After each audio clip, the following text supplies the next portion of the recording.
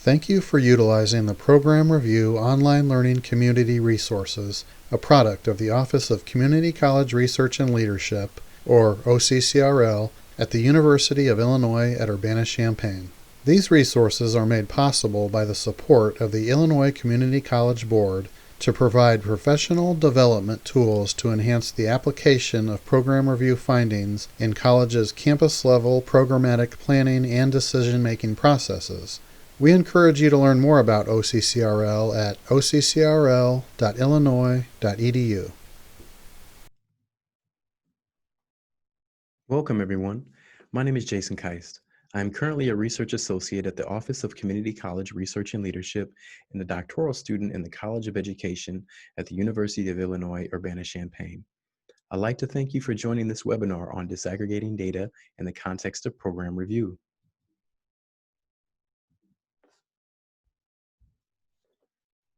Here's an overview of what we'll be discussing today. First, we'll talk about the purpose of program review, the program review template, data-informed decision-making. We'll ask ourselves, what is disaggregated data and why do we disaggregate data?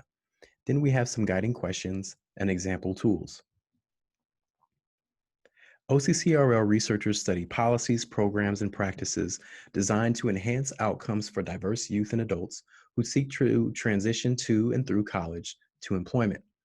We employ culturally relevant and equity-centered approaches to studying and supporting comprehensive career pathways that include opportunities for students to pursue immediate goals, such as basic skills training, certificates, degrees, and seamless educational opportunities.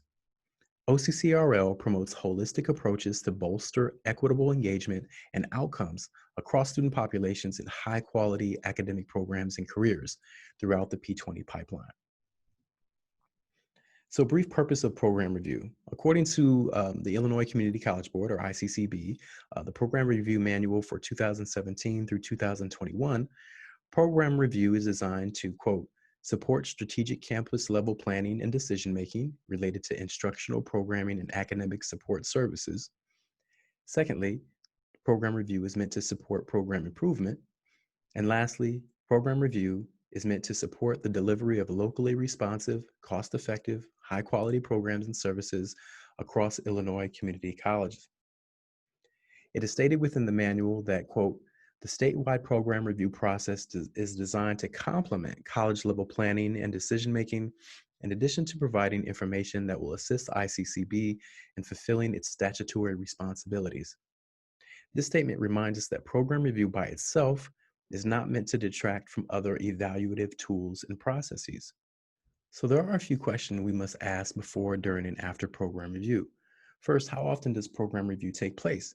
Well, ICCB requires review every 5 years, although annual reviews are recommended. We must think about what other means of assessment our college, department, or program employs. So for example, our college's strategic plan. What do we do with the data and resultant reporting after it is submitted to ICCB? We think about presentation of findings to board of directors or various college committees. Ultimately, it's important to understand that program review complements continuous program improvement. When used as a supplemental tool alongside college level program assessments, program review can assist colleges in identifying areas of program improvement. New to the 2017-2021 manual is the addition of questions related to equity. Specifically, ICCB began asking Illinois community colleges to review programs for equity gaps. Here you can see 5 questions from the manual that center equity and equity gaps. Colleges are asked what disaggregated data was reviewed, where gaps in the data were, and explain those gaps. What is the college doing to overcome identifiable gaps? Are students served in this program representative of the total student population?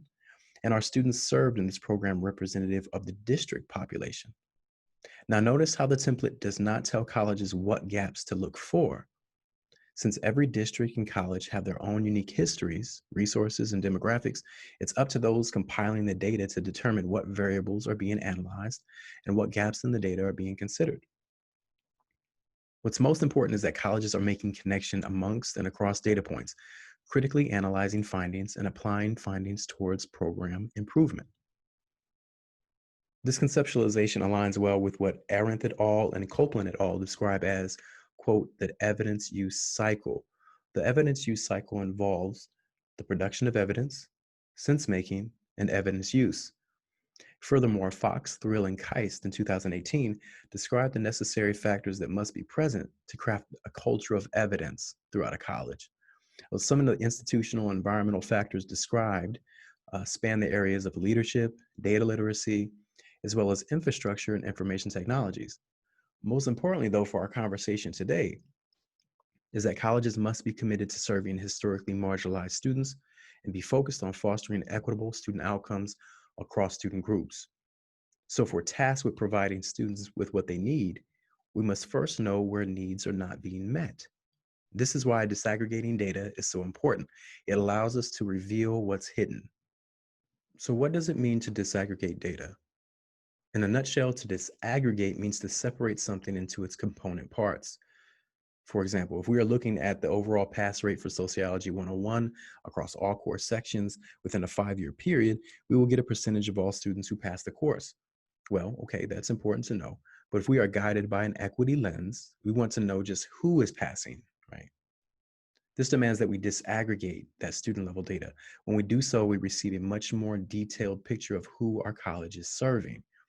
With the disaggregated data, we can be better positioned to produce useful evidence that can be used to inform systemic changes within the program of interest and beyond.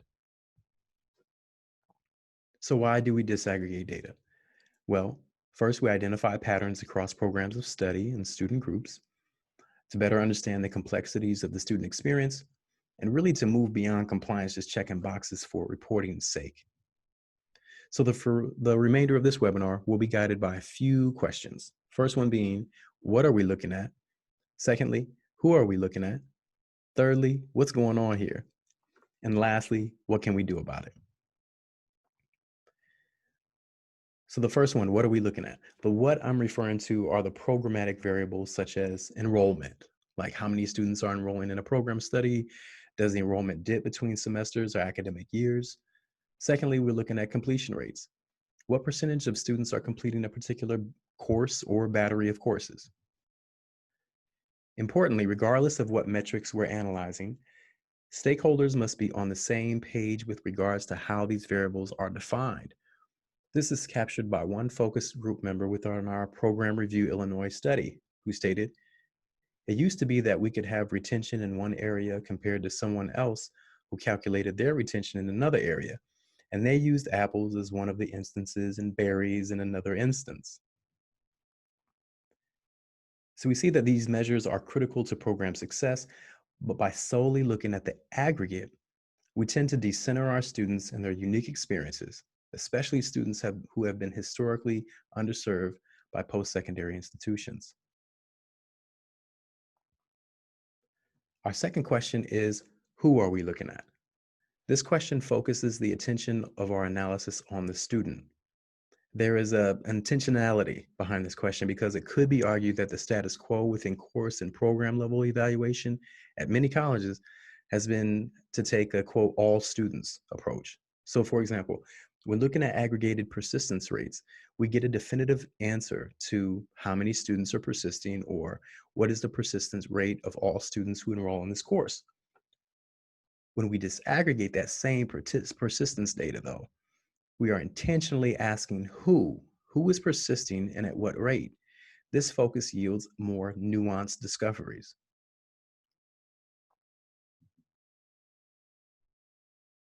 So the second question here, who are we looking at? It's more complex for many reasons. One reason is that we occupy interdependent statuses, which when looked at in their complexity, impact our life chances.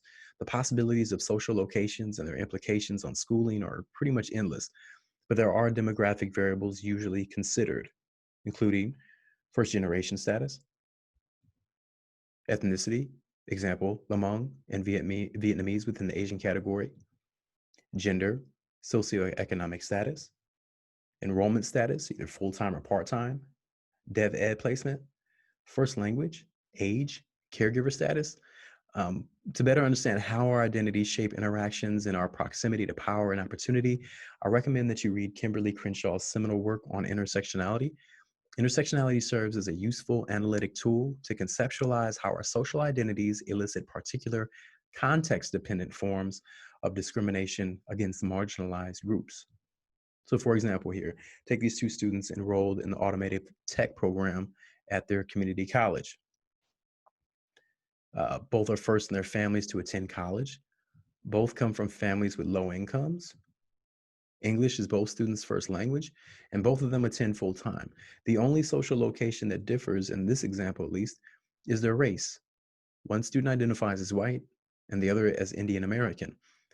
While we cannot precisely project how they will perform within their program of study, we can say that their experiences within the program and around campus generally is different, with the young Indian American student having to navigate anti-Indian stereotypes throughout his tenure at college. While we must acknowledge interlocking forms of oppression, we should also pay attention to the ways interdependent social statuses manifest specific advantages to the bearer. So in this example, we could say the white student is most likely well represented within automotive tech. I don't think that's controversial. And therefore, he does not need to worry about whether or not his race will serve as a barrier to his academic success. Here's another example. If we're interested in how Black men are performing across programs of study, we can find out by disaggregating student performance by race and gender. This is important data in and of itself. Although, who are Black men? It is important that we acknowledge that the category of, quote, Black man is not a monolithic one. For example, if we wanted to a more complete picture of Black men on our campus, we could factor in age. By doing so, we can see how Black men are performing across the lifespan: 18 to 24 years, 25 to 35, 36 to 50, and 51 years of age and older. So this provides a holistic picture with more nuanced information that we can further interrogate. So when we disaggregate student and program level data, we're really asking ourselves, where are the gaps? Are there equity gaps present amongst certain student groups? Where are these gaps? What populations of students are completing? Who's not completing? Who is represented within the program? Or who is missing within the program? So regarding to this representation question, if your wall of pictures highlighting current and or past students looks rather homogeneous across student social statuses, you'll need to circle back and critically appraise why this may be the case. Claiming that X, Y, or Z students just don't enroll within a certain program of study is not a sufficient justification for the status quo, which is inequity. If your goal is closing equity gaps, faculty, staff, and administrators will need to ask the difficult questions and face with all sincerity why these gaps persist.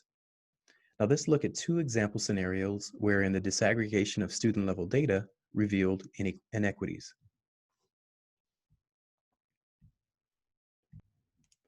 The first scenario: when reviewing disaggregated data across age and ethnicity within the electrical maintenance program, USEF found that Latino males over 25 years of age were not completing the program at rates comparable to their younger white male academic peers. Furthermore, he found that older Latino males were underrepresented within the program when compared to their population size throughout the district. Here's a second scenario. Upon disaggregating enrollment and completion data within the Fashion Entrepreneurship Program, Imani found that Black women caring for at least one dependent represented 2% of student enrollment.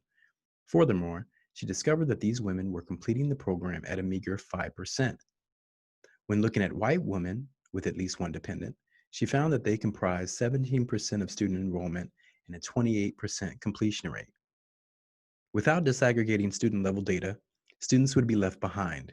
Specific to these examples, older Latino men and Black women with at least one dependent would continue to be rendered invisible within the larger reporting and accountability measures. The types of data we could collect will provide us with the particularities of the student experience and offer us unique vantage points. While quantitative data will provide a raw numerical accounting of what and the who, qualitative data allows us more nuanced understanding of the why. A few examples of qualitative data collection could include current student surveys and or focus groups, or graduate surveys and or focus groups. Accordingly, using mixed methods, data collection and analysis provides us with a more robust understanding of what students are experiencing, who is experiencing it, and why. Course evaluations with both Likert and open-ended questions are one way to collect varying metrics. Who is being asked about potential explanation of findings? We should ask ourselves to whom we are presenting our preliminary findings. If solely quantitative data is collected, are students being asked for their interpretations? Are faculty members being asked for their insights into the data? Even further, how might community members be included in data interpretation and feedback? Program recruitment. Who is being sought after? Who is being looked past? Are there programs with low enrollment of historically marginalized student populations? This leads us again to ask who is missing. Retention, persistence, and completion. So we're asking ourselves who sticks around? Who leaves before completing their academic goals? When are they leaving? What semester? During, before required courses, etc. In some cases, we may ask, is there a particular instructor who is not serving certain student groups equitably? Lastly, at all junctures of an evidence use cycle, we must stay mindful to lead with a strengths-based orientation towards our students. Instead of asking ourselves, why are XYZ students failing? We should be asking, how can our college better support XYZ students, since we are not doing that right now? All right, so we've come to the end of this webinar. Here are a few resources that might be helpful to you as you consider how your institution collects data and produces evidence, makes sense of that evidence, and uses that evidence to enact institutional changes to foster equitable outcomes. I'd like to thank you for spending time with me today. I hope you learned something along the way. Don't forget to subscribe to the OCCRL Network News and receive updates on our research, professional development, and other events. Here's our contact information in case you want to get a hold of us. And again, thank you for watching. Stay connected with OCCRL as we continue to add resources to the online learning community. Thank you for watching and for your contributions to supporting the program review process.